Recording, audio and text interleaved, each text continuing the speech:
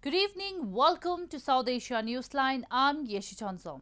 Here are the top stories we are tracking for you on Tuesday, the 3rd of November.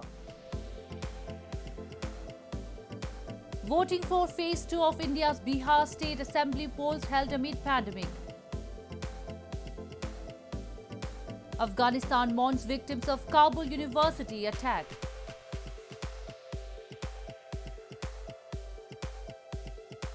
And Sri Lanka rescues about 100 whales after mass stranding.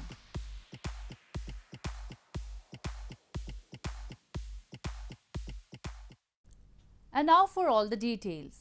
With COVID-19 guidelines in place, Phase 2 voting for India's Bihar Assembly polls was held on Tuesday, with 1,463 candidates in the fray in 94 seats across 17 districts.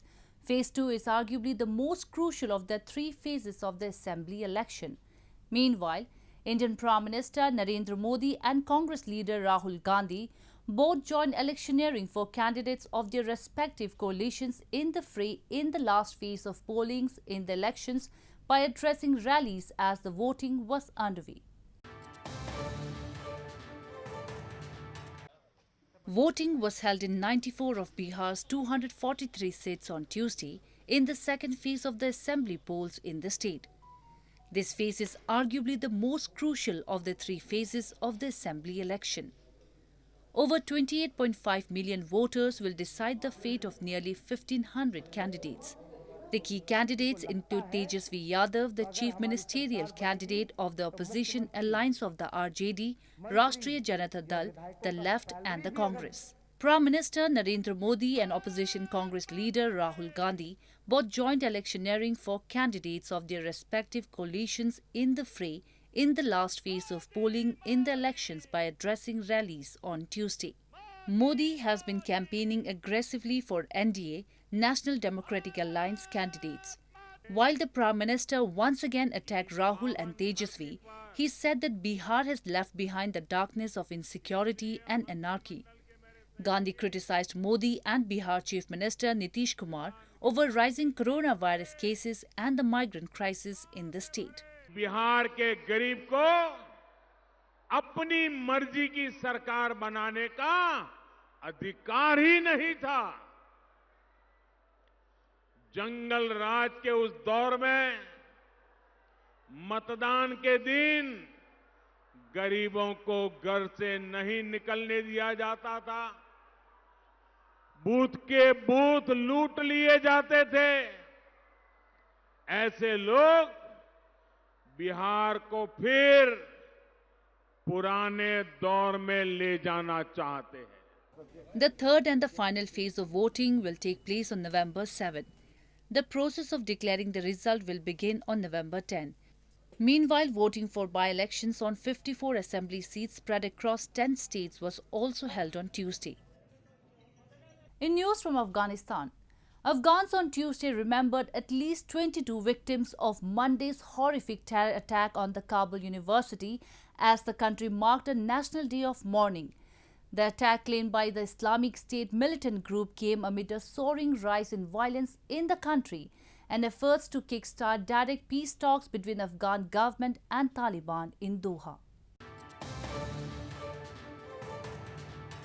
Afghanistan marked a national day of mourning on Tuesday to remember at least 22 people, mostly students who were killed in a horrific terror attack a day earlier on the Kabul University, which was claimed by the Islamic State militant group. Monday's brutal, hours-long assault was the second attack on an educational institution in the Afghan capital in as many weeks, even as Taliban insurgents and Afghan government negotiators hold peace talks in Doha.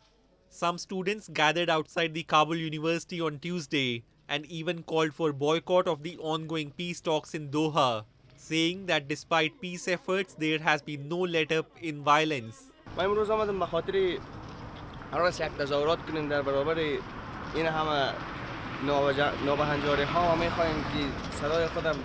برسانیم به جهانیان که ما هیچ وقت تسلیم نمیشیم. اگر هر چقدر ما را بکشن ما به تحصیل و درس خود ادامه میدیم و تا آخرین قدم ما به درس و تحصیل خود ادامه خواهیم داد. The Taliban, which condemned the university attack and denied involvement within hours of its start, have refused to declare a ceasefire so far. Meanwhile, US Special Envoy Zalmay Khalilzad, while condemning the attack on Tuesday in a series of tweets, warned that the barbaric attack is not an opportunity for the government and the Taliban to score points against each other. There is a common enemy here, he said, while referring to Islamic State. In news from Bangladesh, Bangladesh's biggest Islamist group on Monday told the government to cut diplomatic ties with France within 24 hours as police stopped thousands of its supporters from marching towards the French embassy. Tens of thousands of Muslims across Bangladesh, the world's third biggest Muslim country with more than 160 million people, have been protesting against remarks by French President Emmanuel Macron in a row about cartoons of the Prophet Mohammad. Thousands of supporters of the Islamic group Hifazat-e-Islam marched towards the French embassy in Bangladeshi capital Dhaka on Monday to protest against President Emmanuel Macron and call for a boycott of French products. Barricades set up by riot police failed to stop the march as hordes of people shoved past authorities while chanting slogans. In recent weeks, Macron has enraged Muslims by describing Islam as a religion in crisis all over the world and for vehemently defending free speech that some have deemed blasphemous and inflammatory. Macron's remarks were made in response to two recent attacks in France. এখানে সকলে একত্রিত হয়েছি আজকে হেফাজতে ইসলামের ব্যানারে আমরা ফ্রান্সের সরকার ফ্রান্সের প্রধানমন্ত্রী আমাদের রাসূল সাল্লামকে নিয়ে কটূক্তি করেছে সেই জন্য আমরা এটার প্রতিবাদে মিছিলে একত্রিত হয়েছি ফ্রান্সের দূতাবাস ঘেরাও করব সেখানে আমরা আমাদের দাবি জানাই ফ্রান্সের দূতাবাস থাকতে পারবে না এবং ফ্রান্সের যত পণ্য আছে এগুলো বয়কট করতে হবে Last week, a knife-wielding Tunisian man yelling Allahu Akbar, meaning Allah is greatest, beheaded a woman and killed two others in the French city of Nice. 2 weeks earlier, an 18-year-old beheaded a French middle school teacher who had shown pupils cartoons of Prophet Mohammad in a lesson on freedom of speech. France has allowed displays of the cartoons. There have been similar protests in other mainly Muslim countries over the dispute. Moving on, locals in Pakistan-administered Kashmir have lamented government apathy to develop the crumbling infrastructure in the illegally occupied region, which continues to afflict their lives. Locals have expressed anger over recent destruction of a major park in Muzaffarabad city, allegedly by a land mafia, and blamed no action has been taken so far. Crumbling infrastructure in Pakistan-administered Kashmir continues to afflict lives of locals in the illegally occupied region. Locals in Muzaffarabad city are angry over recent destruction of a major park near the Supreme Court building, allegedly by a land mafia. They blame the authorities have continued to ignore the site which used to be a place for recreational activities in the center of the city and has now been left ruined. The persisting condition has created a worrisome environment for the public. इसमें तो मैं तो यही सोच रहा हूँ कि वो माफिया बहुत तगड़ा है कि उसको गवर्नमेंट कुछ पूछ नहीं सक रही कि यार ये हो क्या रहा है शहर पूरे में क्या आप देखें इसका हाल क्या कर दिया है देखने काबिल नहीं रही जगह ऐसा लग रहा है खंडर पड़ा हुआ है ये हालांकि शहर का वस्त है बिल्कुल दरमियान है लोग यहाँ पे सुबह जो है वॉक के लिए आते हैं और हालात देखें यहाँ के डस्ट इतनी है कि यहाँ सांस लेना मुश्किल हो रहा है People of Pakistan-administered Kashmir have been waiting for years now for a better administration that could work for the development. However, the corruption and ignorance in the system has become a major challenge for the growth of the illegally occupied region, leaving its future in dark. Pakistani authorities seized a 36.2 kilogram haul of heroin worth over $2.25 million, which was destined for Montreal in Canada, a customs official said on Monday. The drugs had been stored inside small packages hidden inside containers of footballs. Holding a news conference in the southern port city of Karachi, Chief Collector of Customs Saifuddin Janojo said 5 people had been arrested as part of the discovery and an investigation was underway. The pouches of heroin was found hidden inside the footballs and under layers of cardboard used in the packaging. Moving on to news from Sri Lanka. Sri Lankan villagers have defied novel coronavirus curfew to try to save about 100 whales stranded on the beach on the island's southwest coast. Men waded into the breaking surf to push the small whales back to the sea on Monday while curious villagers gathered to watch. Sri Lankan villagers defied the novel coronavirus curfew to try to save about 100 whales stranded on their beach on the island's southwest coast. Man waded into the breaking surf to push the small whales back out to sea on Monday, while curious villagers gathered on the beach at Panadura, south of the capital Colombo, to watch, ignoring a 24-hour coronavirus curfew. As news of the Sri Lankan stranding spread, officials from the Coast Guard and Navy arrived to help with the rescue, which went on late into the night.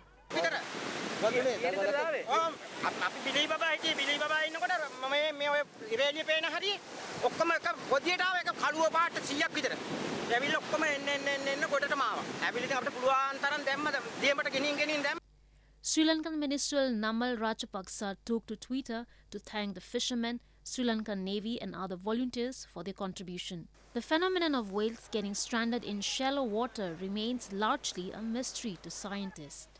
In September, several hundreds whales died in shallows off the coast of Australia in its biggest stranding on record and one of the largest in the world. Scores of Sikh devotees on Monday offered prayers and lit earthen oil lamps at the famous Golden Temple in India's Amritsar city to mark the birth anniversary of Guru Ram Das, the fourth Sikh spiritual leader. Guru Ram Das is prominently known to be the founder of Amritsar in India's northern Punjab state.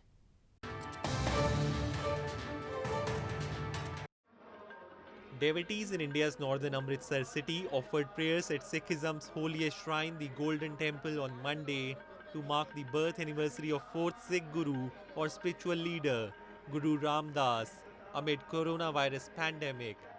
Scores of Sikhs thronged the Golden Temple as they marked the occasion with lighting earthen oil lamps and enjoyed fireworks in the evening.